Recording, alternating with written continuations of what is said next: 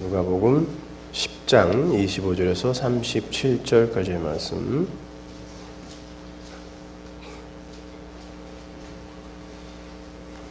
제가 봉독할게요. 어떤 율법사가 일어나 예수를 시험하여 가로되 선생님, 내가 무엇을 하여야 영생을 얻으리까?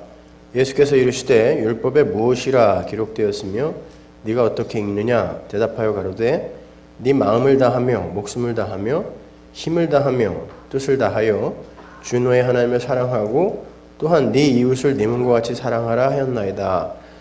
예수께서 이르시되 네 대답이 옳도다. 이를 행하라. 그러면 살리라 하시니 이 사람이 자기를 옳게 보이려고 예수께 여짜오되 그러면 내 이웃이 누구니까? 예수께서 대답하여 가라사대 어떤 사람이 예루살렘에서 여리고로 내려가다가 강도를 만나매 강도들이 그 옷을 벗기고 때려 거반 죽은 것을 버리고 갔더라.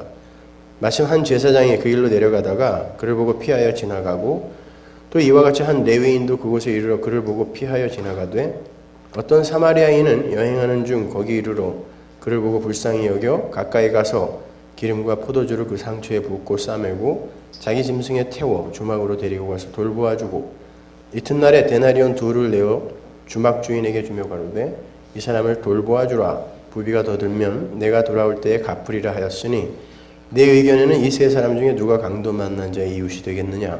가로되 자비를 베푼 자니이다. 예수께서 이르시되 가서 너도 이와 같이 하라 하시니라.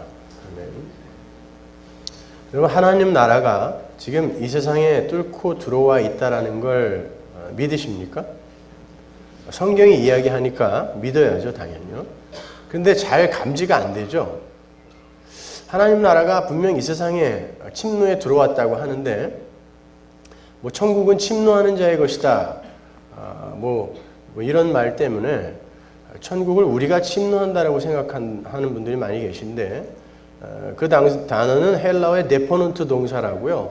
수동태의 모양을 갖고 있지만 능동으로 해석해야 하는 그런 동사거든요. 그러니까 천국은 우리가 침노하는 게 아니라 천국이 우리를 침노해 들어오는 거예요. 그러면 하나님 나라가 천국인데 그 하나님 나라가 이 땅에 지금 침노해 들어왔단 말이에요. 예수님도 이 땅에 오셔서 그러셨잖아요. 하나님 나라가 왔다 그러죠, 그죠? 하나님 나라가 어몽 너희들 가운데 하나님 나라가 임하였다라고 이야기를 하시지 않습니까? 그러니까 하나님 나라, 천국은 이 땅에 들어와 있어요. 그래서 이 시대는요, 굉장히 좀 애매모호한 그런 시대예요.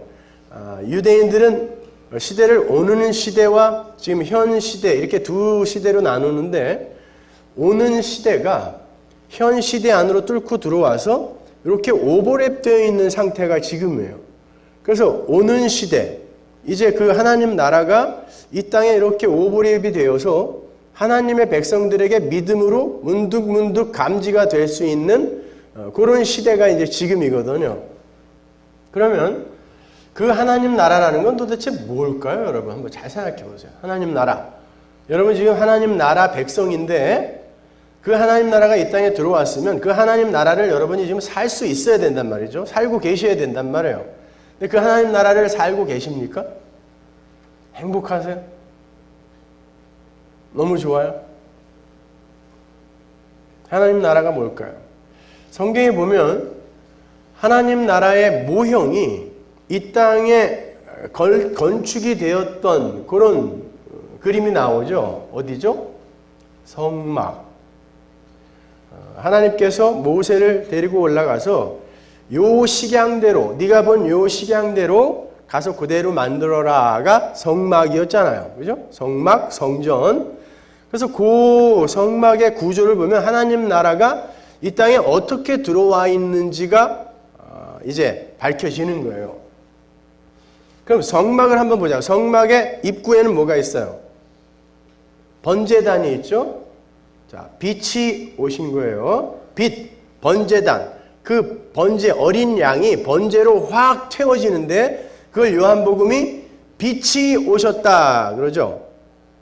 이게 창세기 첫째 날이에요. 그러니까 성막을 잘 보시면 창세기의 첫째 날, 둘째 날, 셋째 날, 넷째 날, 다섯째 날, 여섯째 날, 일곱째 날이 그 안에 다 들어가 있어요. 그리고 창세기의 그 일곱째 날까지의 이야기가 요한복음 1장, 2장에 그대로 다 이제 새 창조의 모형으로 이렇게 옮겨가 있는 거죠. 그거부터 제가 일단 말씀드리고 이 성마의 구조를 한번 가볼까요? 그러면 요한복음에 보면 이상하게 그런 말이 안 들어가도 될 텐데 그 이튿날, 그 이튿날, 그 이튿날 이렇게 날들이 나와요. 창세기에도 첫째 날, 둘째 날, 셋째 날 이렇게 날이 나오죠. 근데 요한복음에 똑같이 그 날이 나오는데 첫째 날 빛이 오셨다라는 말로 시작이 되죠. 빛이 오셨어요. 창세기의 첫째 날 빛이 있으라예요. 그러면 이 요한복음과 창세기를 이렇게 비교해서 보면 창세기의 첫째 날, 제가 첫째 날 말씀드렸죠. 이 빛은 도대체 발광체도 만들어지지 않은 상태에서 만들어진 빛인데 이 빛은 뭐냔 말이죠. 그걸 요한복음으로 가서 보면 이 빛이 바로 그 빛이었구나. 이 빛에 의해서 예수라는 빛에 의해서 이제 새 창조가 완성이 되는 거잖아요. 그걸 창세기의 첫째 날이 지금 빛으로 시작을 하고 있는 거죠. 그래서 요한복음에도 첫째 날 빛이 등장하는 거예요. 빛이 이 땅에 오셨는데 어두움이 빛을 못 알아보더라. 그죠? 어두움과 빛이 그대로 같이 등장하는 거예요. 옮겨져서. 둘째 날, 요한복음 둘째 날, 그 이튿날 어떤 일이 벌어집니까? 그 이튿날 예수님이 세례를 받으신다 그러죠. 자, 세례는 어제 우리가 찾아봤는데 고린도전서 10장 2절에서 모세에게 속하여 구름과 바다에서 세례를 받고 그러죠.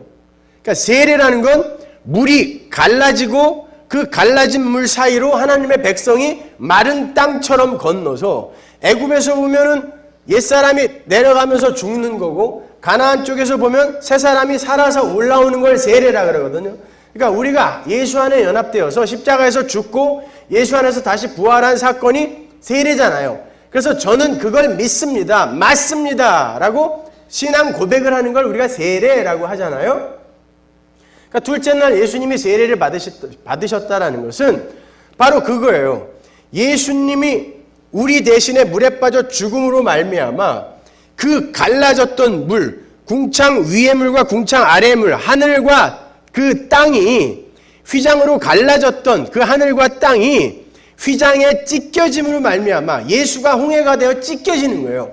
찢겨짐으로 말미암아 이렇게 하늘과 땅이 연합이 되는 사건이 일어나는 거예요. 그래서 그 다음날 이튿날 예수님이 세례를 받으시는 사건이 있는 거고 그 다음날 또 나오죠. 요한복음에서. 그 다음날 예수님께서 제자들과 함께 거하셨다 그러는데 함께 하나님이신 거룩한 분이 이 세상의 죄인들과 함께 거할 수 있어요? 없어요? 없죠. 없는데 하나님이 어떤 죄인들과 이 세상 사람들과 함께 밤을 같이 지내셨어요. 함께 거하셨다. 그 바로 하나님 나라가 이 땅에 왔다라는 걸 모형으로 보여주는 거예요. 그래서 창세기 셋째 날로 가면 내가 바다를 다 밀어내고 저주의 바다 밀어내고 마른 땅만 남은 그 나라 만들 거야 라는 그 셋째 날이 요한복음에서 그대로 이루어지는 거죠. 그리고 넷째 날, 다섯째 날, 여섯째 날에는 요 스트럭처 안에다가 컨텐츠를 채우는 거라 그랬죠. 내용을. 그래서 혼돈이 해결이 되고 여기서 이제 공허가 넷째 날, 다섯째 날, 여섯째 날 해결이 되는 거잖아요.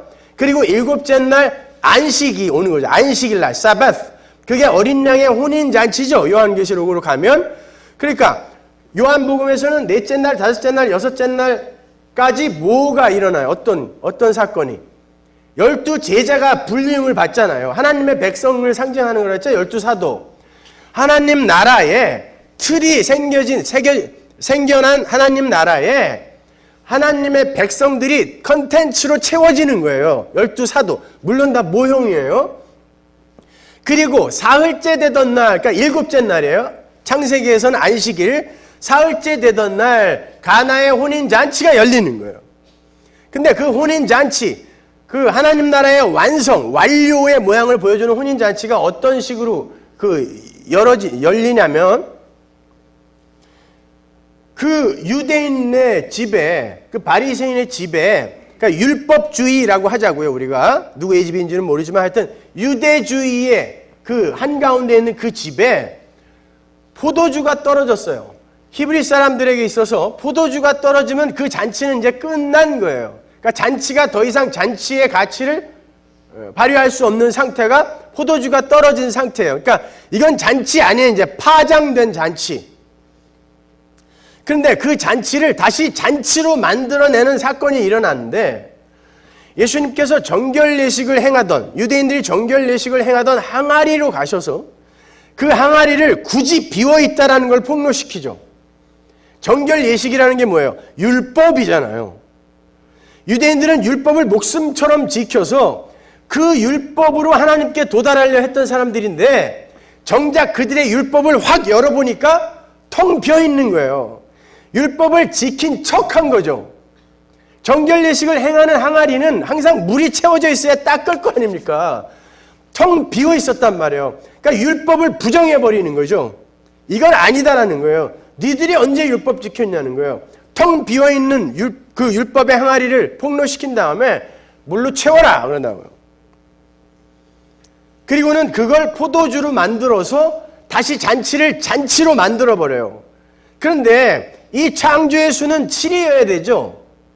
그게 완전 수잖아요. 7, 창조의 수. 창세기에 나오는 창조의 수는 7인데 굳이 요한복음에 보면 항아리가 6개라 그래요. 그럼 나머지 7번째 항아리는 어디가 있는 거예요? 예수가 바로 그 당신의 보혈로 7번째 항아리가 되어서 그 혼인잔치를 완성시키시는 거죠. 바로 혼인잔치는 이렇게 완성되는 거고 이게 바로 사바스, 안식이다를 보여주는 게 요한복음의 그 이야기란 말이에요. 그래서 그 이튿날, 그 이튿날, 그 이튿날, 사흘째 되던 날 혼인잔치 끝! 요게 창세기 1장에 나와 있는 그 7일째까지의 날을 그대로 옮겨놓은 거예요. 그러니까 창세기 첫 번째 날에 그 빛이 있으라에서 빛은 누구? 예수님이란 말입니다, 여러분. 그 예수에 의해 이제 창조가 완성이 되는 거예요.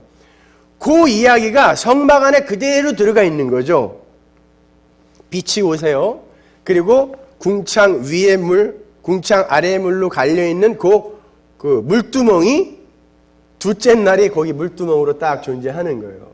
그리고는 이제 성소가 있는데 성소 안에 향단, 촛대, 떡상, 그죠? 만나, 불기둥, 구름기둥, 예. 그게 지금 광야에서 그들을 인도하던 하나님의 현현이 그대로 그 안에 들어가 있는 거예요. 예수 그리스도가 바로 이런 모습으로 너희 건질 거야를 성소 안에서 보여주고 그 성소를 딱 휘장이 가르고 있어요. 그 휘장 안으로는 1년에 대제사장이 딱 한 번만 들어갑니다. 그래서 혹시 어떤 정결 예식을 행하지 못하거나 대제사장에게 흠이 있을 경우에는 그 안에서 즉사예요, 그냥. 그러니까 거룩과 하나님의 거룩과 인간의 죄는 절대 연합될 수 없는 거예요. 공존할 수 없는 거예요. 그 이야기를 하는 거죠. 그래서 대제사장은 방울이 달린 옷을 입고 줄을 길게 밖으로 들이우고 들어갔어요. 방울 소리 안 나면 죽은 거예요. 그러면 누가 살리러 들어가면 그도 죽으니까 밖에서 끌어낸 거거든요. 그만큼 인간과 하나님은 공존할 수가 없어요. 근데 그 휘장이 찢어졌단 말입니다. 십자가에 의해서. 그런데 지성소 안에 뭐가 있냐면 시은좌라는 게 있어요. 속죄소. 출애굽기 25장에 나오죠. 속죄소라는 게 있는데 거기엔 그룹들이 아래를 내려다보고 있고 그 속죄소 밑에를 증거궤라 그래요. 중요한 건 속죄소예요. 그 밑에 뭐가 있는 거는 사실 별로 중요한 게 아닌데 왜 그 증거궤가 있냐면 증거궤 안에 만나 항아리, 아론의 쌍난 지팡이, 십계명 돌판 이 세 가지가 들어가 있어요. 이게 뭐냐면 전부 인간들이 하나님에 대해서 반역한 증거들이거든요. 요게 인간의 죄, 그게 모형으로 그 증거궤 안에 들어가 있어요. 그런데 이제 출애굽기 25장에서는 증거판을 넣으라 그러는데 나중에는 이제 아론의 쌍난 지팡이하고 만나 항아리가 어디로 갔는지 모르고 그 안에 이제 십계명 돌판만 들어가 있죠. 그래서 증거판을 넣어라 그러는데 그 이야기만 해보잔 말이에요. 십계명 돌판이 원래는 시내산에서 하나님이 돌을 마련하시고 하나님이 쓰세요. 그건 온전한 거룩이에요. 하나님이 준비하신 하나님의 것, 하늘의 법이 모세에 의해 이 땅에 들려 내려오는 거예요. 율법입니다. 하늘의 법이. 그랬더니 아래에서 금송아지를 만들어 놓고 이게 하나님이다 라고 그들이 막 잔치를 벌이고 있네요. 그건 인간들이 어떤 하나님을 원하는지가 폭로된 거예요.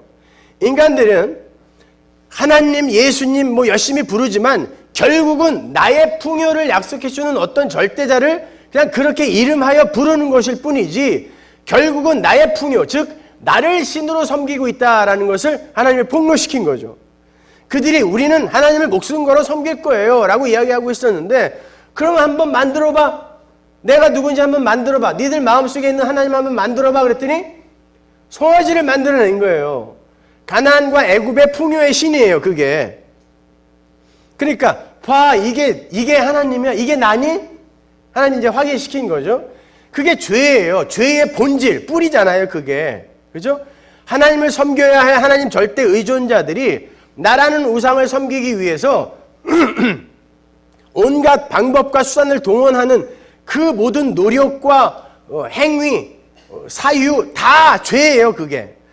거룩이 죄와 맞닥뜨리게 되면 어떻게 되죠? 심판이 일어나야 돼요 반드시. 그래서 우린 다 죽어야 되는 거예요. 심판이 일어나야 돼요. 그래서 하나님이 준비하신 하늘의 법이 내려오자마자 그 앞에서 깨지는 거예요. 심판인 거예요. 너는 다 죽었다는 것입니다. 근데 하나님이 은혜를 부으셔서 다시 올라오라 그래요. 다시 올라가서 모세야 네가 돌 갖고 와. 하나님 삐져서 그런 거 아닙니다. 이제 네가 돌 갖고 와. 돌을 모세가 마련하고 하나님이 쓰시죠.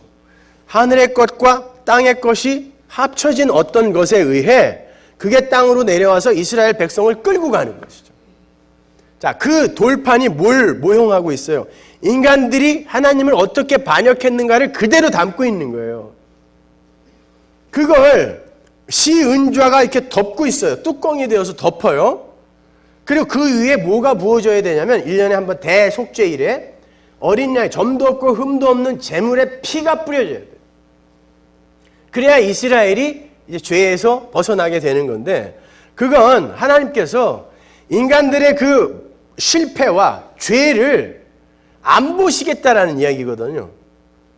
피를 뿌려서 그룹이 내려다보고 있다는 건 인간들의 실패를 어린 양의 피로 가려버리겠다는 거예요. 어제 제가 마지막에 말씀드린 그 덮으심의 은혜가 바로 그거예요. 왜 노아의 홍수 사건이 그 셈과 함과 야벳의 이야기로 끝난다 그랬습니까? 왜 그런 지저분한 이야기로 끝나야 돼요? 노아가 아직 시체 썩는 냄새가 가시지도 않았을 때 벌써 술 취해갖고 뻘거벗고 있어요. 다시 원래 부끄러운 아담의 모습으로 나타난 거예요. 그래서 하나님께서 그 노아의 언약, 무지개 언약을 주실 때 뭐라 그러냐면 인간들이 이제 내가 이렇게 벌을 줬더니 정신 차려서 착해졌기 때문에 다시는 너희들을 이 방법으로 벌하지 않을 거야. 그러지 않으시고 인간들은 날 때부터 악함으로 내가 다시는 이 방법으로 하지 않겠다 이렇게 말씀을 하세요. 그 말은 니들은 아무리 가르쳐도 알아먹는 존재가 아니기 때문에 내가 다른 방법을 써야 된다라는 은혜의 언약이 부어지는 거예요. 거기에서요. 그러면서 거기에 어떤 이야기가 붙어 있냐면은 셈과 함과 야벳의 이야기. 아버지가 뻘거벗고 부끄러운 상태가 돼서 아담이 되어서 누워있는 거죠. 그걸 함이 들어가서 우리 아버지 빨개벗었네? 이게 뭐 그렇게 큰 잘못이에요. 인간은 자기의 선악 구조를 가지고 누가 벗었다 입었다를 판단해서는 안 된다. 인간은 원래 선악을 알면 안 되는 존재였잖아요. 그거 알아서 망해먹은 거거든요. 그거 이야기하는 거예요. 그래서 저주해버리는 거죠. 하나님이 너희들은 네가 벗었다 입었다 니들이 판단해서 니들이 정죄하고 칭찬하고 그런 존재가 아니야. 그래서 그 함이 저주를 받는 거예요. 근데 가나안이 저주를 받죠. 왜? 그때 당시에는 아버지와 아들은 항상 연합의 개념이 있었기 때문에 만약에 이 노아가 함을 저주해버리면 노아가 같이 저주를 받는 거예요. 그러니까 가나안을 저주해서 함까지 같이 저주해버리는 거죠. 그게 함의 후예가 세운 땅 애굽과 그 가나안, 손자 가나안이 세운 그 가나안 땅, 애굽과 가나안 사이에 이스라엘을 집어넣음으로 말미암아 하나님께서 어떻게 여기를 멸망시키고 여기를 멸망시켜서 이스라엘을 그 땅에 편만하게 만드는지 하나님 나라를 어떻게 세우는지를 보여주는 거예요. 그게 출애굽 사건이거든요. 멍하신데? 마지막 날 이렇게 힘 빼실 거예요, 진짜. 다 알아내시는 거죠? 예. 그렇게 해서 노아의 이제 그 언약이 무지개 언약이 주어지는데, 셈은 아버지가 뻘거 벗었을 때 그 이야기를 듣자마자 그냥 뒷걸음질 쳐서 들어가서 덮어버리잖아요. 그럼 뭐 이렇게 잘한 거예요, 그게? 덮어버린 거예요. 근데 축복을 받아요. 무슨 이야기냐면, 복이라는 건 니들이 뻘거벗었다, 입었다, 이거 판단해갖고 함부로 정죄하고 그런 게 아니라 하나님이 내가 벗은 고로 부끄러워 숨었나이다의 그 아담의 상태를 하나님이 뒷걸음질 쳐서 그냥 이렇게 덮어버리는 게 바로 구원이다를 보여주는 거예요. 이게 바로 노아의 홍수 사건이 담고 있는 결론이다를 보여주는 거예요. 그래서 셈과 함과 야벳의 이야기로 노아의 홍수가 끝나버리는 거란 말입니다. 그러니까 하나님이 그냥 덮어버리는 거예요, 우리를요. 바로 그 이야기예요. 쉬운 죄는 예수의 피로 인간의 죄가 그냥 덮어지는 거예요. 덮어지는 거예요. 그래서 하나님은 항상 우리를 용서하는 분으로 계셔야 되고, 덮어버린 거니까. 안 볼 거야, 나. 덮어버릴 거야. 내 아들의 피만 볼 거야. 십자가만 볼 거야. 그리고 그 밑에 우리는 용서받는 자로 존재하는 거예요. 내가 뭐 대단한 걸 해서 하나님을 도와주는 존재가 되는 게 아니라, 나는 용서받는 자리에 앉아서 하나님이 나에게 생명력으로 부으시고 은혜로 부으시고 용서로 부으시고 사랑으로 부으시고 긍휼로 부으시지 않으면 저는 존재 자체가 불가능한 자입니다. 하나님 부어주세요 라는 자리로 내려가는 걸 하나님 나라의 구조라 그래요.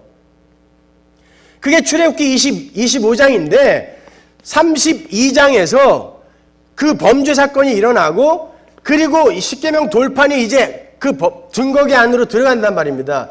그게 지성소의 모양이니까 하나님 나라는 바로 이런 모습이다를 보여주는 거예요. 성전 전체를 요약하고 있는 거니까.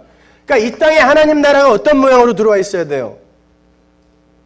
우리는 끊임없이 죄인됨을 폭로당하고, 그러면서 그럼에도 불구하고 나를 그냥 덮으시는 하나님의 은혜를 계속 경험하고 배우는 거예요. 그러면서 우리는 낮아지고 비워지면서 점점 더 하나님께 순종하는 자로 이제 지어지는 거죠. 지어지는 게 뭐 완료가 안 된 상태에서 이렇게 차곡차곡 쌓아지는 게 아니라 그랬어요. 깨달아가는 거예요. 아, 우린 그런 존재구나를 이제 알아가는 걸 신앙생활이라고 한단 말입니다.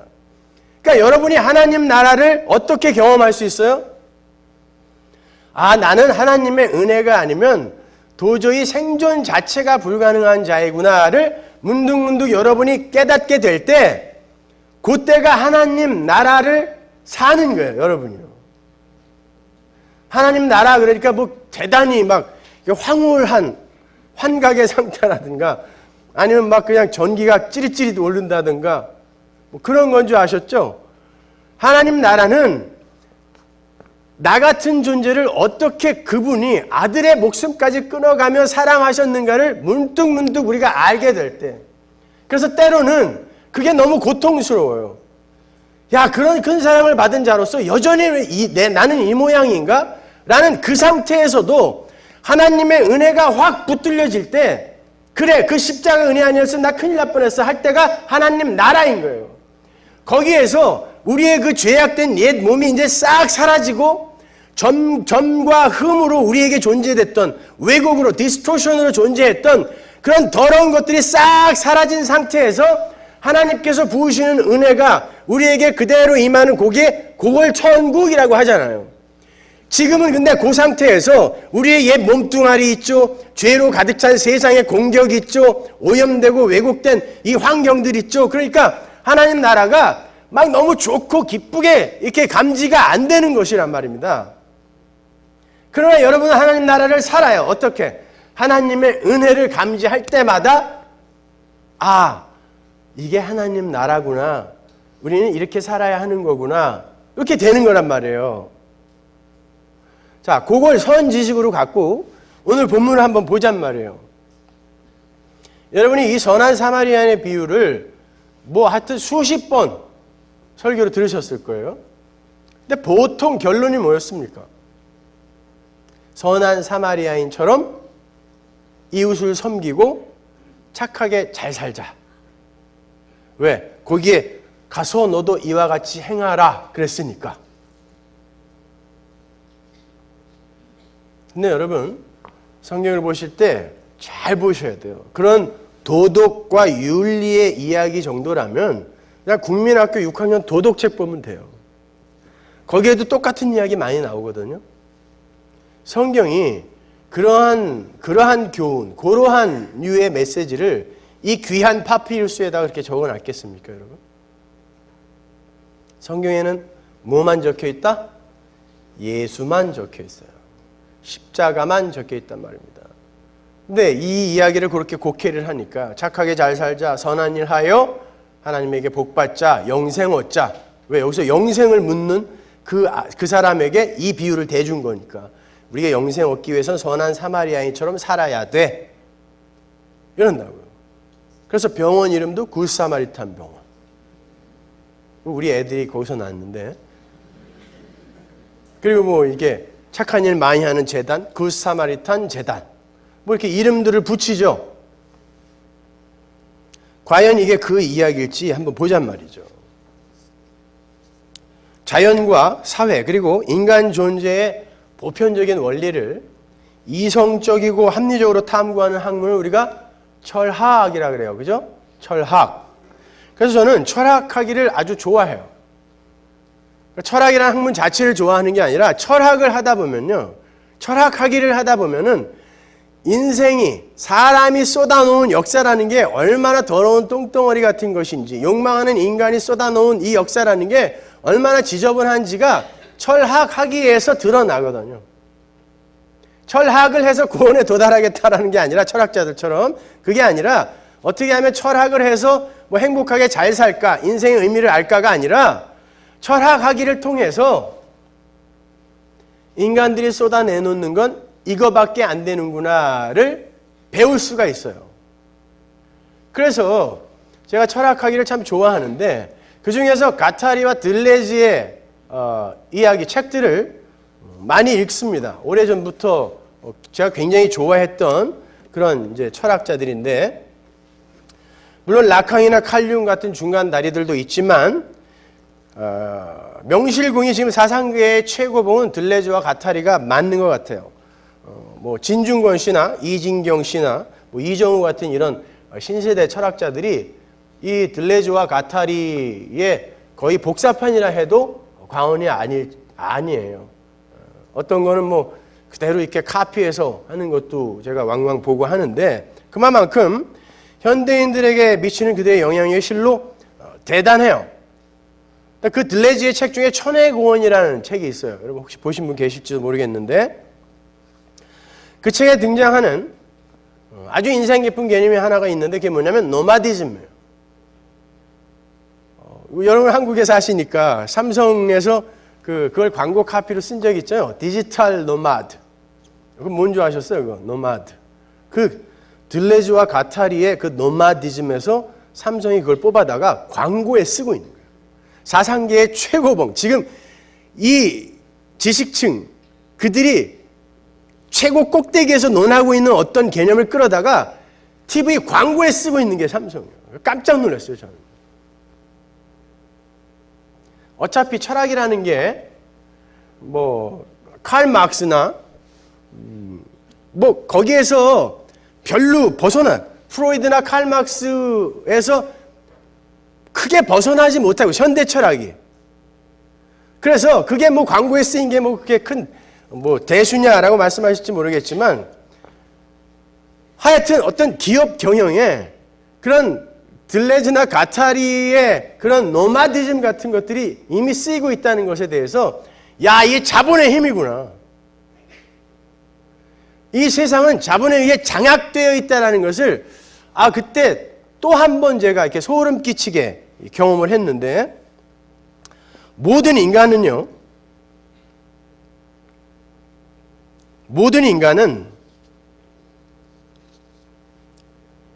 자기들이 만들어 놓은 사상이나 그 사회, 그 속에 이제 곧 갇히게 되거든요. 그러니까 이 세상이 전부인 것처럼 살아가는 인간들은요, 인간들이 만들어 놓은 사상이나 사회, 그걸 곧 정형화하고 고착화하고 코드화하여 자기들 스스로 단단한 틀에 이렇게 갇혀버려요. 왜냐하면 안정을 원하거든요, 인간들은요.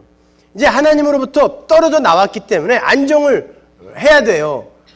그래서 곧 그들의 사회는, 그리고 그들의 사고 또한 곧 고착화되고 정형화되고 틀에 갇혀요. 그러면 곧 거기에서 위계라는 게 생기겠죠. 그죠? 높낮이가 생겨요. 고착화된 인간의 사회에서는. 그러면 반드시 소외계층의 탈주가 일어나요. 야, 이거 벗어나야 되겠다. 인간들은 항상 절대적인 만족이라는 걸 가질 수가 없기 때문에 상대적인 박탈감이나 상대적인 우월감만을 누리고 있는데, 위계가 생기게 되면 항상 상대적인 소외계층이 생기잖아요. 그래서 이들은 늘 전복을 시도하고 탈주를 시도하죠. 그걸 노마디즘이라고 한단 말이죠. 탈주를 시도. 그런데 문제는 인간들은 그렇게 탈주를 해서 또 다른 사회를 만들고 또 다른 어떤 사고를 하는데, 그게 곧 또 고착화되고 정형화되고 고도화돼 버려요. 그럼 거기서 또 소외계층이 생기고 여기서 또 탈주를 하고 그래요. 이 노마디즘이 급진 개혁 세력에게 붙들리면 이제 민주화 추쟁이 되기도 하고 촛불 시위가 되기도 하고 그러는 거죠. 탈주하자라, 뒤집어 엎자라는 것이죠. 근데 그렇게 인간들의 노마디즘, 탈주는 계속해서 재고착화, 재영토화의 과정을 거치면서 뱅글뱅글 돌게 되어 있어요. 뱅글뱅글 돌아요. 더 나은 무언가를 추구하면서 끊임없이 탈주를 시도하는데, 그래서 역사를 탈주의 궤적이라고도 하잖아요. 끊임없이 시도를 하는데 인간들은 늘 제자리에 있어요. 왜? 항상 그 인간들 자신이나 인간들이 세운 사회나 국가는 항상 자신들이 주인공이어야 되기 때문에 항상 자기를 중심으로 다시 고착화되고 다시 재영토화가 되게 되어 있어요. 그래서 비근한 예로 패션 같은 거 보세요. 늘 새로운 게 지금 출시가 되고 새로운 게 나오는데 나중에 보면은 20년 전에 우리 엄마가 입던 게 그대로 새 상품으로 나와 있어. 이게 인간의 한계입니다. 끊임없이 우리는 발전했다고 하는데 결국 보면 제자리에 와 있어요. 그러니까 돌고 돌다가 결국 자기 중심의 국가로 귀착되게 돼 있어. 그걸 마귀적 귀소 본능이라고 그래. 인간들의 마귀적 귀소 본능. 나에게로 끊임없이 가는 거예요. 나에게로. 그런데요, 제가 창세기를 읽다가 창세기 안에서 그 노마드라는 단어를 발견했어요. 창세기에 어디에 그 노마드라는 단어가 나오냐면, 하나님이 아브라함에게 찾아가셔서 그를 갈대아 우르에서 뽑아내세요. 갈대아는 여러분이 아시는 것처럼 바벨론의 전시입니다. 거기는 4,000년 전에 수세식 화장실이 있었어요. 아브라함 때 이미 수세식 화장실이 있었어요. 우리는 지금도 시골에 가면 푸세식인데 4,000년 전에 수세식 화장실이 있던 메소포타미아 문명의 발상지였단 말입니다. 거기서 뽑아내셔서 이제는 화장실 가려면 항상 삽을 들고 가야 되는 광야 인생길로 몰아내버리시는 거예요. 하나님이요. 누구를? 믿음의 조상을. 믿음의 조상이라는 건 그가 뭐가 잘나서 믿음의 조상이 아니라 믿는 자들의 모양은 항상 이 모양으로 갈 것이다를 보여주는 게 아브라함이었기 때문에 믿음의 조상이거든요. 그러니까 우리가 그 길로 가는 거예요. 수세식 화장실에 있던 데에서 뽑혀 나와서 노마드가 되어서 이제 이 유랑을 하면서 화장실 갈 때마다 파야 돼. 그리고 덮어야 되는 그 상태로 가는 거예요. 애굽의 삼각주에서 천수답 농사를 지어야 하는 가나안으로 옮겨가는 거예요. 그 자들의 삶에 진짜 하나님 나라가 임하게 되는 거란 말입니다. 그게 우리의 신앙 생활이란 말이에요. 거기에서 아브라함 이하, 그렇게 아브라함과 함께 하나님의 텐트 쳐, 그럼 치고, 걷어, 그러면 걷고, 마치 광야에서 이스라엘 백성이 성막 위에 구름이 딱 멈추면 그냥 멈춰. 적어도 200만 이상이 지칼씨 하나가 같이 옮겨 다니는 거예요. 걷어, 또 걷어야 돼. 구름이 가면 가고 서면 서야 돼요. 얼마나 번거로웠겠어요. 이게 노마드예요. 유랑민, 이 단어가.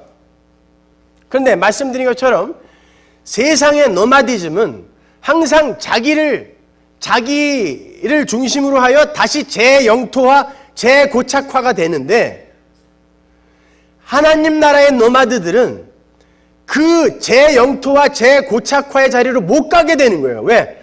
하나님이 철장을 들고 백마를 타시고 그 노마드들이, 유랑민이 탄 말을 끊임없이 치면서 쫓아가는 거죠.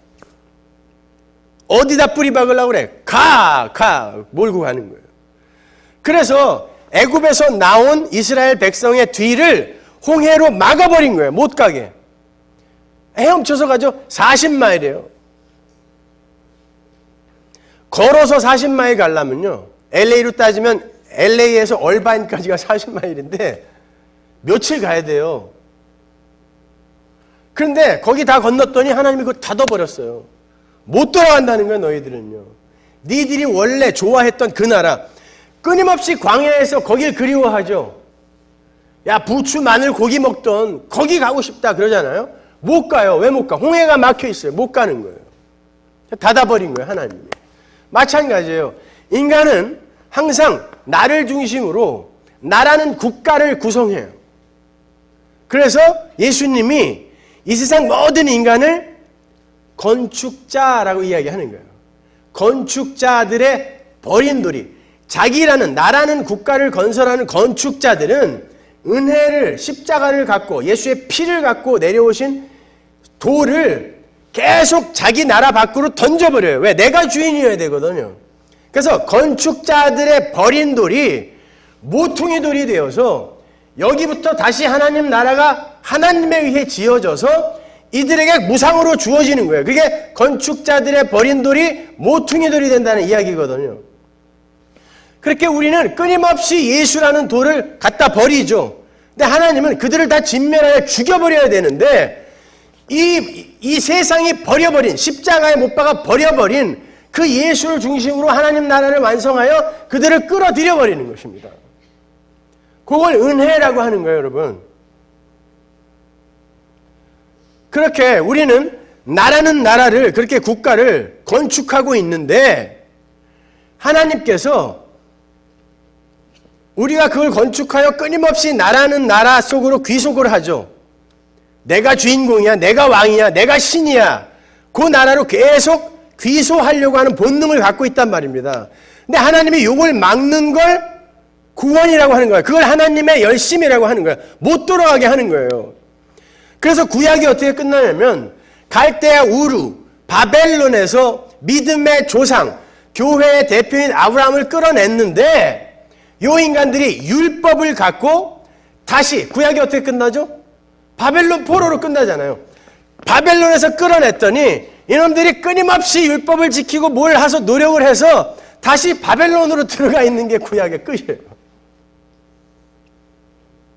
그래서 하나님께서 이제 말라기에서, 자, 이제 성전문 닫자 그러시죠. 누가 이 성전문 좀 닫아다오. 예레미야를 시켜서는 너희가 여기가 여호와의 전이라, 여호와의 전이라, 여호와의 전이라 하는 거짓말을 믿지 말라 그러죠. 거짓말 하지 마 이놈들아 그러죠. 그때는 성전이라고는 딱 하나밖에 없었어요. 오늘날은 뭐 교회라도 많죠. 여러분, 예배당에 큰 교회 앞에 가갖고 너희는 여기가 성전이다, 성전이다, 하나님의 집이라는 거짓말을 믿지 말라. 여기 교회 아니야. 어떻게 되겠어요? 맞아 죽습니다. 근데 성전 앞에 가서 그 이야기하면 어떻게 될까요? 죽는 거예요, 그건요. 목숨 걸고 율법 지키고 제사 지내는 그 사람들을 막아서서 이 가짜들아 다 도망가. 다 가. 네 필요 없어. 하나님이 필요 없대.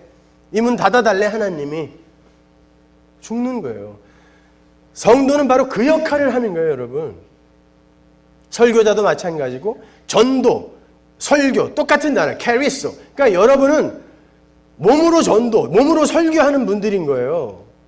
다 우리는 전도자고 설교자예요. 왜? 하나님은 우리를 통하여 하나님 나라의 비밀을 계시하시는 분이니까.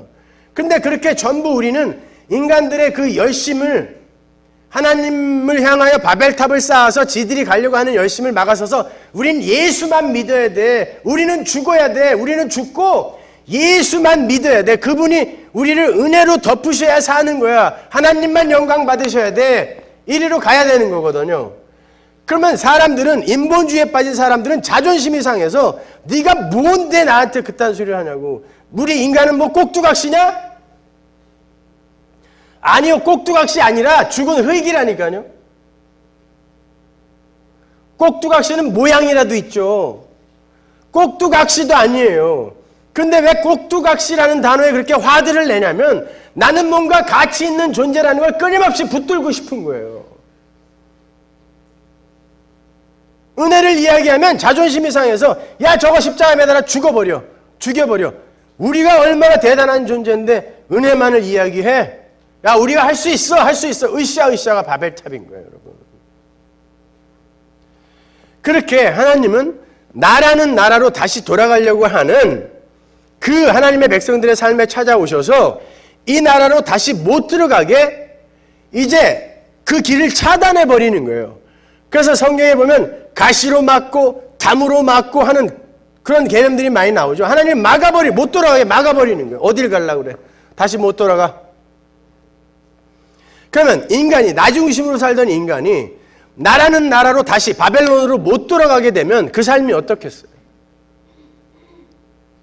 내가 하고 싶은 대로 다 하고 싶은데 하나님이 그 나라는 나라 속으로 다시 귀소하지 못하게 만들어버리면 그 삶이 어떻겠냐고요. 고단합니다. 근데 우리는 하나님의 이름을 끊임없이 부르면서 이리로 돌아가게 해달라고 하고 있는 거잖아요, 지금. 여기로 돌아가게 해주세요. 내 뜻대로 살게 해주세요. 당신의 뜻, I don't care. 난 몰라. 있던지 말든지 난 모르고 일단 내 말부터 들어달래니까 이거 아닙니까, 우리가.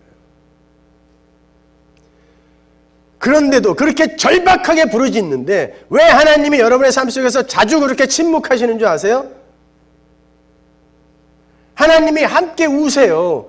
내 사랑하는 예수의 목숨을 주고 바꾼 내 자식들인데 그들의 아픔에 하나님이 전혀 아무런 감동도 없이 그러시겠습니까?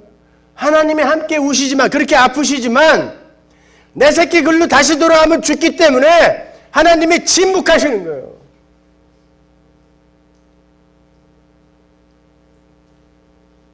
우리 둘째 아이가 설교에 너무 자주 등장해서 자기 이야기 하지 말라 그랬는데 어렸을 때 항상 식당에 가면은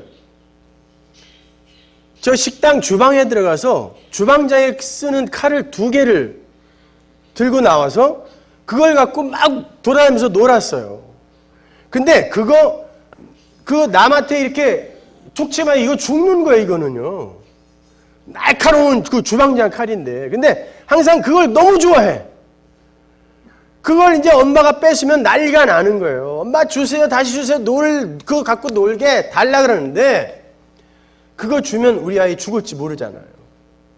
그때 엄마가 침묵하는 거예요. 침묵은 하지만 눈짓으로 계속 사람들이 있으니까 넌 집에 와서 죽었어 이러고 있는데 침묵하는 거죠. 그거 주면 안 돼. 그럼 너 다쳐. 너 죽어. 근데 애가 너무너무 강렬하게 원하면 그냥 그거 확 주고 싶지 않아요? 저렇게 원하는 거. 그럼에도 불구하고 그거 주면 안 되니까 침묵하실 때 그 부모의 마음이 어떻습니까? 우리 하나님의 마음은 그거 비교할 수도 없는 거예요, 그거와. 당신의 목숨과 바꾼 우리가 그렇게 간절하게 부르짖는데 그분이 안 들으실 때에는 이유가 있다는 생각이 안 드세요? 진정한 이 세상에 하늘의 노마드로 만들기 위해서 하나님이 우리의 삶 속에 그렇게 개입을 하셔서 가시로 막고 담으로 그냥 막아버리는 거예요. 그렇게 하나님께서는 아브라함으로 대표되는 우리 이 믿음의 백성들, 그들의 삶에 간섭하셔서 나중에는 그 모리아산에 세우셔서 나라는 내 아들, 100세에 낳은 아들 생각해 보세요. 그건 나보다 더 소중한 거죠. 이 중에서 자기 자식이 지금 어떤 피치 못할 사정에 의해서 곧 죽게 됐는데 얘 대신에 아무나 하나 대신 죽어주면 얘 살려줄게 그러면 1초의 망설임도 없이 부모들은 다 손듭니다. 그죠? 그러면 그 자식은 나보다 더 소중하다는 거예요. 근데 그 100세에 낳은 아들, 그것도 100세에 낳았다고 생각해 보세요. 그 나의 가슴에 하나님의 말씀을 듣자마자 칼을 꽂을 수 있는 자가 순종하는 자예요. 그러한 자로 만들어가는 걸 신앙생활이라고 한단 말입니다. 그러니까 근데 하나님은 결국 우리를 그렇게 만들어 가세요. 왜냐하면 그게 하나님의 언약이었거든요. 나는 너의 백성이 되고 하나님이 되고 너희는 나의 백성이 되리라. 너희는 나의 아들이 되리라. 이게 하나님의 언약이거든요. 이걸 하나님께서 이제 이루어내시는 거예요. 당신의 힘으로. 그걸 우리가 하나님의 아버지의 믿음이라고 이야기하는 거예요. 그래서 엄밀히 말해 믿음은 아버지의 믿음이 우리 안에서 일을 하셔서 우리에게서 객관적인 믿음, 이건 뭐 별로 안 좋은 단어지만 우리 안에서 그 하나님이라면 우리가 이제 순종하고 의지해야 되겠구나라는 요 객관적인 믿음을 격발시켜내는 거예요. 아버지의 믿음이. 그러니까 믿음 그러면 아버지의 거예요, 원래. 믿음은 우리가 소유할 수 있는 게 아니에요. 원래가요. 아버지의 믿음이 우리를 완성시켜내는 거예요. 예를 들어서 아버지가 아들에게 아들아, 아빠는 네가 착한 사람이, 정직한 사람이 될 걸 믿는다. 내지는 아빠는 우리 아들이 서울대학교 갈 거 믿어. 자, 이게 아빠의 믿음이에요. 근데 그 아빠의 믿음 안에는 아버지의 강력한 소망, 소원이 들어가 있죠. 우리 아들이 그렇게 되었으면 참 좋겠다. 그리고 아버지의 그 뜻은 선해요. 그죠? 우리 아들 꼭 마약 중독 때 됐으면 좋겠어. 난 믿어. 이런 부모 없잖아요. 자식을 향한 부모의 뜻은 항상 선하잖아요. 근데 그게 진짜 선하신, 선의 실체이신 하나님이시고 그 자신의 소원을 반드시 이루어낼 수밖에 없는 전지전능하신 하나님 아버지일 때는 어떨까요? 내가 우리 아들 꼭 모리아산에서 자기 심장에 칼 꽂을 거, 너무 좀 잔인한 표현인가요? 우리 아들 아버지 말 잘 듣고 이제 선악과 먹지 말라 그러면 안 먹고 아버지가 주는 그 생명력으로 행복하게 살 거 이 아빠가 믿어. 그 아버지의 믿음이, 그 아버지의 소원이 우리를 끌고 가는 걸 믿음이라고 해요. 아버지의 믿음. 그 믿음이 우리의 인생에 하나님의 열심으로 가입이 되어서 우리가 다시 나라는 이 마귀적 본성, 이 속성 안으로 돌아가려고 하는 것들을 막아내는 걸 신앙생활이라 한단 말이에요. 그래서 진짜 노마드는 우리예요. 들레즈나 가타리가 이야기하는 그런 노마디즘, 그건 다시 재영토화로 굳어지고 순환하는 그런 가짜 노마디즘, 탈주의 궤적, 탈주를 계속하는데 다시 원래 제자리로 나라는 국가로 돌아가는 노마디즘이지만 진짜 성경의 노마드들은 바로 우리란 말입니다. 우리는 못 돌아가요. 바벨론으로 못 돌아가요. 우리에게 맡겨놨더니 다시 바벨론으로 돌아갔다. 이게 세상의 노마디즘이라면 나는 너희들 절대 글로 못 돌려보내. 이 성전문 닫고 하나님 나라 새하늘과 새 땅으로 난 너희들 끌고 갈 거야. 이게 하나님의 노마드들의 삶인 것입니다. 그래서 우리가 그렇게 우리의 뜻과 야망을 때로는 부정당하고 부인당하고 묵살당하면서 살아가는 거예요. 여러분 잘 생각해 보세요. 아브라함과 이삭의 그 사건, 그것이 담고 있는 게 뭔지 한번 보시란 말이에요. 아브라함이 이제 믿음의 조상인 아브라함이 종착역에 거의 도달했어요. 근데 종착역에 어떤 모양으로 도달을 하냐면 아들을 데리고 모리아산으로 올라가요. 모리아산은 시온산인 예루살렘에 거기에 세워져 있죠. 그 산으로 아들을 데리고 올라가는데 아들이 번제에 쓰일 나무를 아들이 짊어지고 올라가죠. 그건 자기를 태울 나무입니다.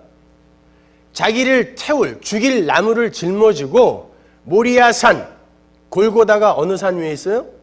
시온산, 예루살렘, 모리아산 똑같은 거예요. 똑같은 그 산을 자기가 죽을 나무를 짊어지고 터덜터덜 올라가요. 아브라함은 이미 100세가 훨씬 넘었어요. 110살도 넘었고 이 자식은 이미 사춘기가 넘은 거예요. 왜? 번제할 나무를 짊어질 정도였으니까. 요만한 애기한테 그거 짊어지고 오라면 돼요? 그러니까 언제든지 아버지를 밀어버리고 내가 왜 거기서 죽어야 돼? 하고 갈 수 있었던 그 아들이 아버지의 말에 순종하며 골고다를 올라가는 거예요. 그리고는 아버지의 칼을 맞아 거기서 죽는 거예요. 이삭은 두 가지 모형이죠.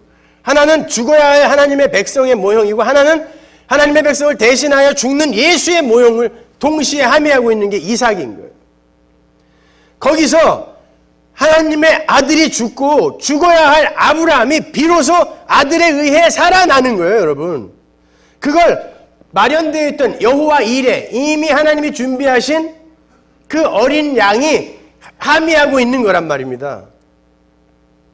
그러니까 아브라함은 자기가 죽어야 할 나무를 짊어지고 아버지의 말에 순종하여 올라간 예수에 의해 살아나는 거예요. 그래서 예수님이 그러죠. 아브라함이 나 때를 기다리다가 나를 보고 기뻐했다 그러죠. 언제 아브라함이 예수를 봤어요? 믿음으로 그 안에서 본 거예요. 아, 우리는 예수에 의해 사는 거구나.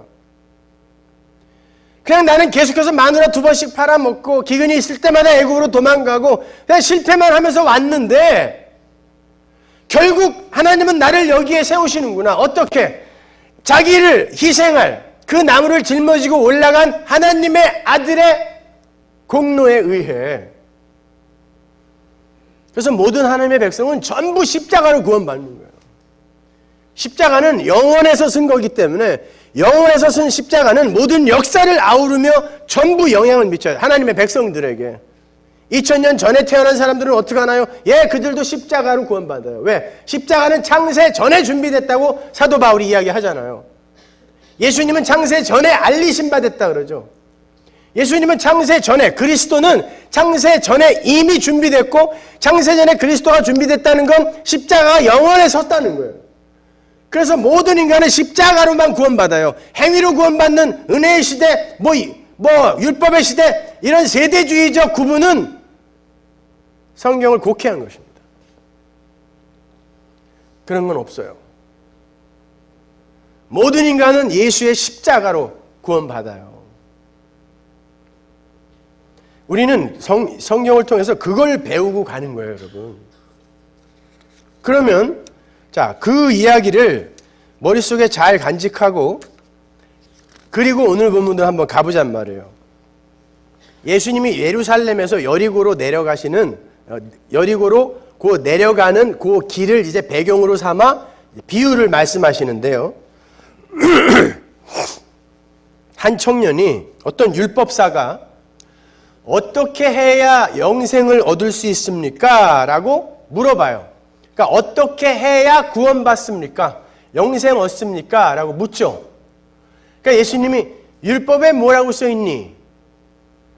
주 너의 하나님을 목숨 걸고 사랑하고 네 이웃을 내 몸처럼 사랑하라 그랬습니다. 예수님이 그래 가서 그렇게 해라. 그랬더니 율법사가 뭐라 그래요? 그래요?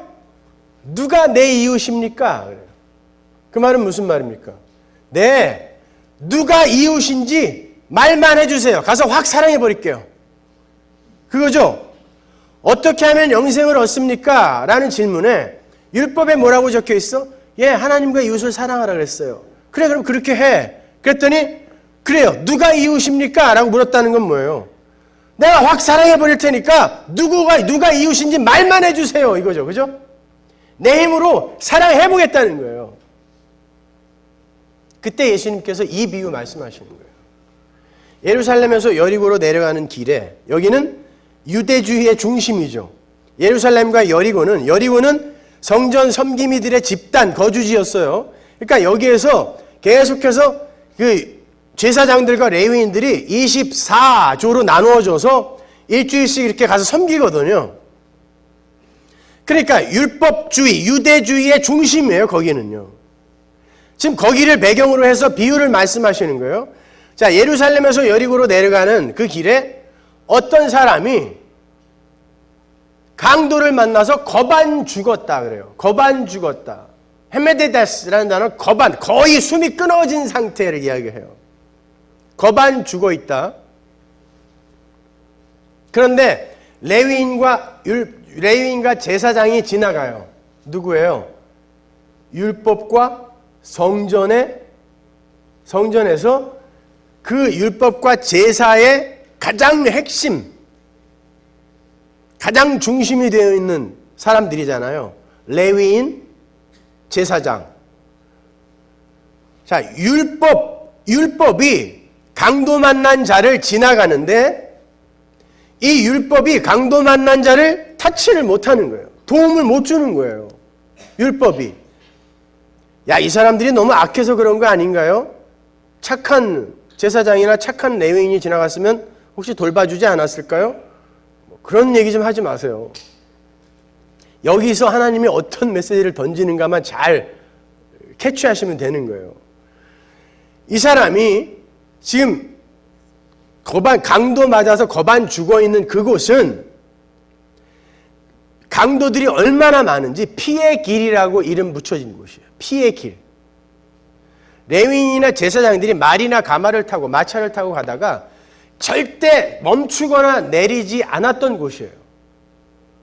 왜냐하면 강도들이 너무 많아서 사람들이 이렇게 강도들이 미끼를 던져서 여자나 아니면은 어린아이들, 연약한 사람들을 미끼로 던져서 거의 죽어 있는 사람처럼 이렇게 신음을 하게 만들면 사람들이 가서 괜찮으세요? 할 거 아니에요. 그때 덮쳐서 이 사람을 털어가는 거예요. 죽이던가. 이런 일이 너무 비일비재했기 때문에 레위인이나 제사장들은 그 길에서 절대 서지 않는 게 저거 분명히 미끼니까 쓰면 안 된다라는 그런 게 관습처럼 이미 퍼져 있을 때였어요. 그때는요. 그리고 레위인이나 제사장은 24계조로 나누어져서 성전에 가서 봉사를 하고 그때 많은 수익을 챙겼거든요. 그런데 만약에 거기에 제사를 드리러 가다가 죽은 거나 부정한 걸 만지면 가서 못해요. 이 일을 못하게 돼 있어요. 그러니까 당연히 안 만지죠. 거반 죽어 있었거든요. 그러니까 율법이, 보세요. 네 하나님과 네 이웃을 사랑하라는 그 율법이 정작 자기의 유익을 위해 이웃이 죽어 있는데 만지지 못하는 거예요. 이게 율법의 한계인 것입니다. 결국 나라는 존재를 위해 율법을 지키는 거예요. 인간들은요. 그걸 보여주는 거예요. 근데 선한 사마리아 사람이 유대주의의 중심에 떡하니 등장하는 거예요.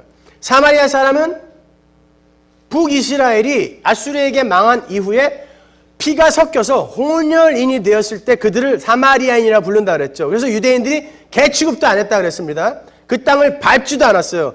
혹시 밟을 일이 있으면 자기 유대 땅으로 돌아올 때 신발에 먼지를 털었죠. 예수님께서 너희들의 말하는 걸 듣지 않는 자들 돌아서서 먼지 털어라 한 게 그거예요. 그 말이에요. 이방인으로 여겨버려라는 뜻이거든요.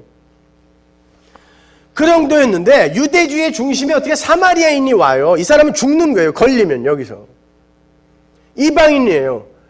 세상에서 여기 유대주의, 율법주의가 가장 싫어하는 어떤 인물이 이방인으로 외부에서 유대주의, 율법주의 안으로 들어오는 거예요. 침투해 들어오는 것이죠. 그리고는 이를 살려내는 거예요. 유대주의의 중심에서 거반 죽어있는 이를 이 사마리아인이 살려내는 거예요. 예수님께서 그 율법사에게, 질문한 율법사에게 누가 내 이웃입니까? 내가 가서 확 사랑해버릴게요 라고 이야기한 율법사에게 뭐라고 물으세요? 비유를 다 말씀하신 다음에 누가 강도 만난 자의 이웃이냐 그러죠. 누가 내 이웃입니까? 라고 물었는데 예수님이 누가 강도 만난 자의 이웃이냐를 되물어요. 그러면 네가 누구라는 거예요. 율법사 네가 강도 만난 자라는 거죠. 누가 내 이웃입니까? 라고 했는데 누가 강도 만난 자의 이웃이냐라고 했으니까 예수님이 지금 다른 대답을 하시는 거예요. 내 이웃이 누구인지 말만 해주면 확 사랑해버릴게요. 그랬더니 너는 강도 만나서 거반 죽은 놈인데 네가 누굴 사랑해서 영생을 얻겠다는 거야? 라고 되물으시는 거란 말입니다. 너는 선한 사마리아인, 유대주의, 율법주의, 율법사니까 니들이 가장 싫어하는 은혜를 들고 오는, 그래서 원수같이 여기서 죽여버리는 그게 예수잖아요.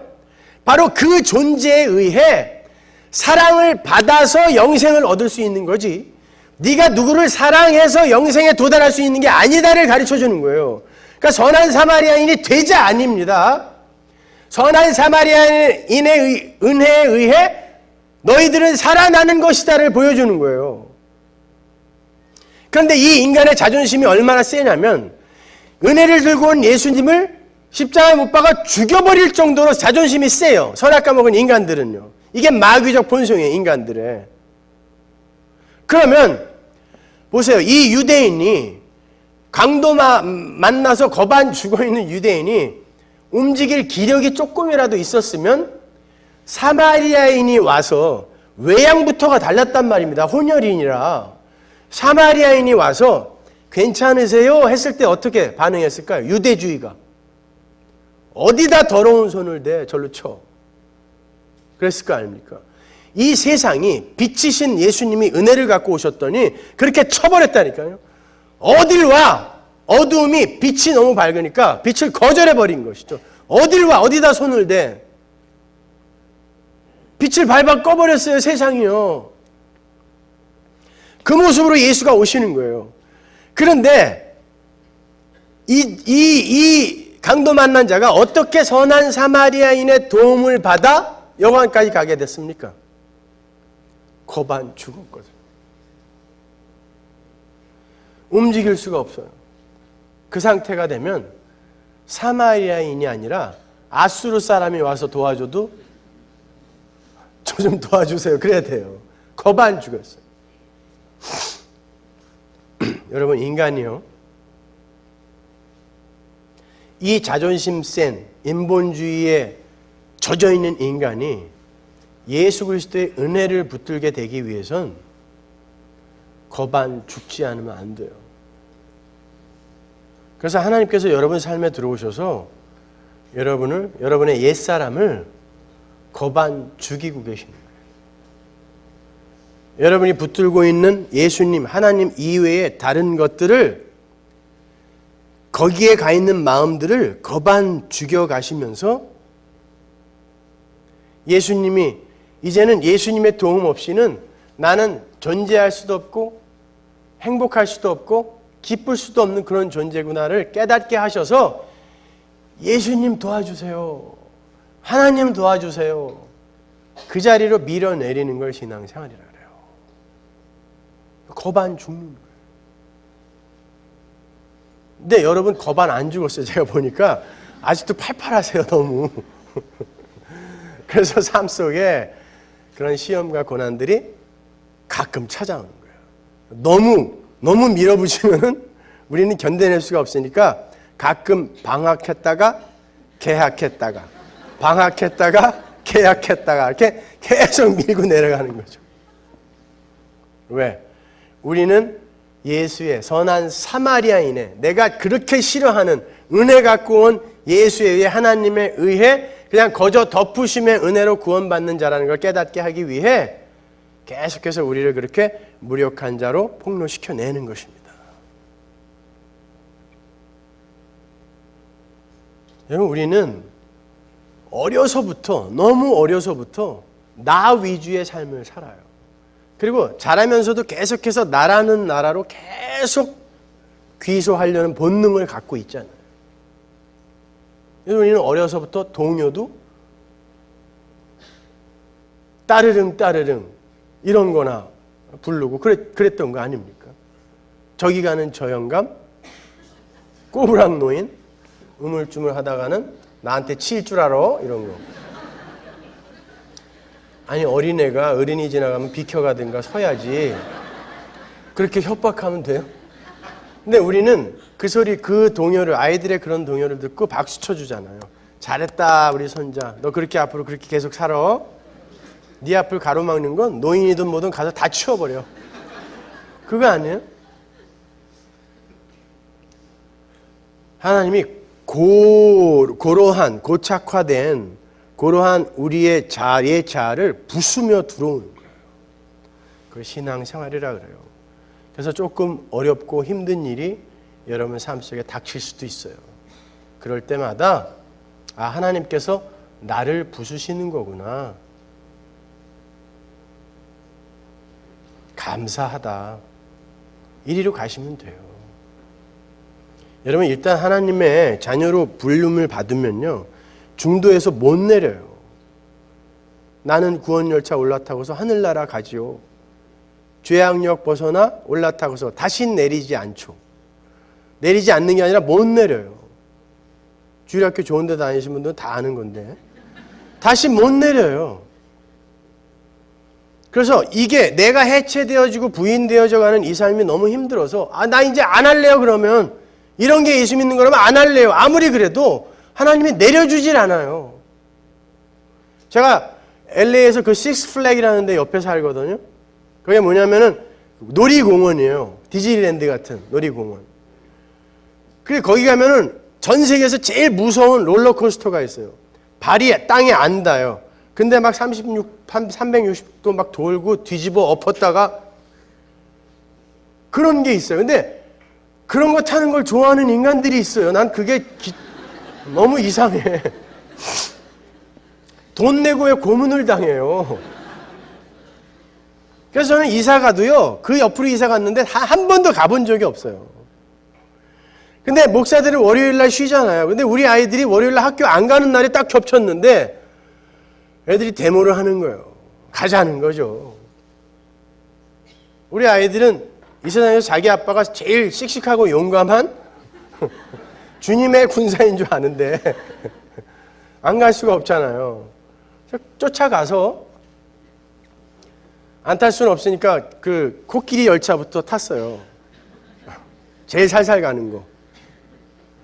근데 점점 갈수록 그 빠른 롤러코스터들이 몇 대가 있어요. 또 그게 한두 대면은 야 사람 많다 딴 거 타도 이래면 되는데 또 월요일이라 사람도 없어. 탔는데 우리 아이들이 또 맨 앞에가 제일 재밌다고 저를 맨 앞에 앉혀줘서 친절하게 거기 앉아가지고 참 기분 나쁜 그 출발을 했죠. 철컥철컥 나 살살 갈 거야 살살 갈 거야 이렇게 속이는 게 분명히 나한테 느껴지는데 얘는 철컥철컥 올라가서 이제 곧 있으면 쏜살같이 달릴 텐데 철컥철컥 올라가다가 정말 결국 거기서 발에 땅이 안 닿는데 사람이 이렇게 막 휘둘려지며 거꾸로 매달렸다가 그 빛의 속도로 간다고 생각해보세요. 얼마나 무서워요. 다 왔나 해서 눈 살짝 떠보면 반도 안 왔고 이제 다 왔나 와서 보면 진짜 3분의 1. 그렇게 해서 진짜 기도하면서 주님 그동안 죄진 거였으면 용서해 주옵시고 저를 이 어려움에서 구해 주옵소서 하고 겨우 왔는데 우리 아이들을 비롯한 우리 집사람이 뒤에서 one more time 하는 거예요. 왜냐면 기다리는 사람이 없었거든요. 그러니까 한 번 더 타도 되는 거예요.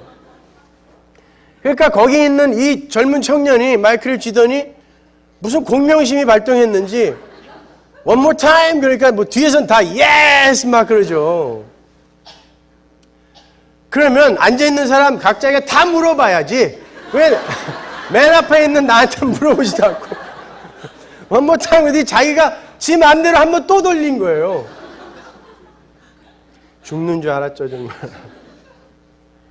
내리고 싶어도요 안전바가 한 번 내려오면 이게 올라가질 않아요. 못 내리는 거예요. 목사는 어떤 상황 속에서도 이 영적 진리를 깨닫는다는 걸 그때 알았죠. 아 구원이라는 게 이런 거구나. 내가 너무 힘들고 어려워서 하나님 나 예수 안 믿을래 그만할래요. 이게 안 되는 거구나. 결국 하나님은 종착역까지 끌고 가시는구나. 이게 perseverance of the saint. 이게 견인인 거구나. 이게 그거예요 여러분. 우리 못 내려요. 그냥 가셔야 돼요. 하나님이 여러분 안에 들어와 계시기 때문에 여러분 지옥 가면 하나님이 지옥을 같이 가셔야 돼요.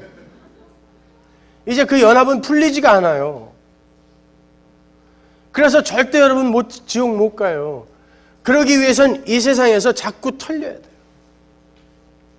자꾸 부인당해야 돼요. 십자가 붙드는 삶을 사셔야 돼요. 그래서 하나님께서 여러분 안에 소원을 두고 행하게 하시고, 그리고 여러분이 어떤 존재인지를 깨닫게 하시고, 그리고 하나님은 어떠한 사랑과 은혜로 여러분을 붙들고 있다는 것을 그렇게 알리시면서 이렇게 내 새끼들 가자 하고 끌고 가시는 게 우리 신앙생활이에요. 그 속에서 우리에게 주어지는 게 우리의 일상이라면 여러분 그냥 거기에 순응하면서 소중하게 그냥 그 일상 앞에 성실하게 사시면 돼요. 이렇게 열심히 살다가 하나님이 올리시는 그날 그냥 감사합니다 찬양하면서 그냥 올라가세요. 우리가 각자 가는 시간은 다 다르겠지만 그곳에 올라가는 순간 우리는 다 만날 수 있어요. 거기에 시간이 없는 곳이니까. 이 중에 누가 먼저 갈지 모르지만 올라가시면 저 있는지 한번 좀 확인 좀 해주세요. 아니면 오셔서 너 지금 잘못 믿고 있다고 좀 언지를 해주시던가. 왜냐하면 거기에는 이미 완료된 하나님 나라가 요한계시록에 나오죠. 24장로 그리고 14만 4천 이게 다 하나님의 백성들 12지파 12사도 이걸로 모형된 하나님의 백성들이 거기에 이미 존재하는 거예요. 이미 하나님을 찬양하고 예배하고 있죠. 그 무리들이. 그 속에 하나님의 백성들이 이미 영적으로 다 들어가 있는 건데 우리는 그 현실이 어떻게 완료되었는지를 이 세상에서 배우고 가는 거니까 하나님 나라의 왕자님 공주님들이 그냥 어떤 역할을 맡아서 이 땅에 잠시 내려와 있는 거라고 생각하세요. 예, 여기에 교수님들도 계시고 과학자들도 계시고 기업을 운영하는 회장님도 계시고 식당 사장님도 계시고 여기 여러 종류의 사람들이 많이 계신데 그건 그냥 다 역할이에요. 그 역할 속에서 우리는 하나님의 백성으로 이제 이렇게 발가 벗겨지는 거거든요. 그러니까 그 삶 속에서 그냥 잘 사시면 돼요. 잘 사시면 돼요. 그냥 열심히. 내니 다이어리라는 그런 영화 보면은 그 스칼렛 요한슨이 탑스타잖아요. 근데 거기에서 내니로 나와요. 그 식모로. 그 영화 보면서 참 저 여자 너무 불쌍하다. 그 마음 깊이 공감이 가세요? 그 여자는 그 역할 끝내고 가면 집에 가서 탑스타의 삶을 사는 사람이잖아요. 마찬가지예요. 여러분은 하나님 나라의 왕자와 공주들인데 이 세상에 내려와서 잠깐 한시적인 그 시간 동안에 그 역할을 수행하다가 가는 거예요. 그래도 좀 좋은 역할 주시지 이게 뭐야. 그래서 옛날에 드라마가 다 망한 거예요. 할머니 역할 맡겨놨더니 막 눈썹 이따한 거 붙이고 그래서 그리고 또 지워놓으면은 병풍 뒤에 가서 또 칠하고 나오고 이러는 바람에 리얼리티가 없었던 거예요. 그게 옛날에 드라마가요. 여러분 우리가 그렇게 하나님의 이 대하 드라마를 망치면 안 돼요. 그냥 그 자리에서 열심히 최선을 다해서 사세요. 과학자들은 열심히 연구하세요. 그래서 좋은 결과물들 많이 만들어내시고 기업가들은 돈 많이 버셔서 하나님의 백성은 돈을 이렇게 쓴단다라는 거 한번 또 보여주시고 가난한 사람은 가난한 자리에서 하나님의 백성들은 이렇게 없는 자리에서도 하나님을 찬양하며 붙드는구나. 그런 모습을 보여주세요. 그래야 우리 하나님이 각자의 자리에서 그렇게 백성다운 삶을 사는 사람들의 삶을 보면서 세상에게 자랑할 거 아니에요. 제가 내 아들이야. 제가 내 아들이야. 제가 내 딸이야. 제가. 그럴 거 아닙니까? 근데 지금 우리의 모습은 어때요? 아버지가 남들이 혹시 저 대개 아들 아니에요? 이렇게 물어볼까봐 피해서 도망다녀요. 아니에요. 몰라요. 쟤 몰라요. 제 얘기 하는 거예요. 저 당신이 세운 목사 아니에요? 근데 왜 저 모양이야? 나 쟤 몰라. 하나님 그러실 것 같아 저는. 그런 거 생각할 때마다 우리가 조금씩 내가 하나님의 그 사랑받는 자녀로서 이런 삶이 이게 가당한가? 뭐 이런 깨달음이 오고 뉘우침이 오는 거 아니겠습니까, 여러분? 그 전에 먼저 하나님의 은혜를 깊이 배우시고 체험하세요. 그리고 뭐 올바른 신앙, 올바른 복음을 잘 갖고 있다고 그걸 또 파워 기독교의 도구로 삼아서 너는 왜 이렇게 못 믿어? 나는 이렇게 잘하는데. 그런 짓도 좀 하지 마세요. 옛날에 우리도 다 똑같았죠. 뭐 쓰러졌다 거품 물고 일어나서 막 벌벌 떨고 그런 경험들 다 있잖아요. 근데 하나님께서 은혜를 주셔서 그래도 이만큼 된 거지 우리가 뭐 대단히 잘났어요? 그들도 그 과정을 거쳐서 하나님의 은혜의 그 장중 안으로 들어올 수 있는 거잖아요. 함부로. 그러니까 저는 가르치는 입장이기 때문에 이게 맞습니다를 가르치기 위해서 어떤 것들이 오해되어지고 있는 기독교입니다를 가르칠 의무가 있어서 늘 나를 세워서 패지만 여러분의 삶 속에서는 품어 안는 포용력이 좀 있어야 돼요. 그러니까 저 사람은 참 잘났어 이런 평가 받으시면 안 돼요. 자, 성경은 많이 하는데 참 재수 없어 이런 평가 받으시면 안 돼요. 저 사람 성경 많이 아는데 같이 10분만 얘기하면 막 피곤해. 그냥 앉으면 남욕하고 앉으면 분열을 조장하고 이런 건 안 되지 않습니까, 여러분? 하여튼 우리 주님 만나는 그날까지 좁은 길이고 좁은 문이지만 한번 힘써 가보자고요. 그 힘씀도 우리 안에서 나오는 건 아니에요. 하나님께서 하나님의 열심으로 우리의 삶 속에서 우리를 살아내시는 그 열심이 나오는 거거든요.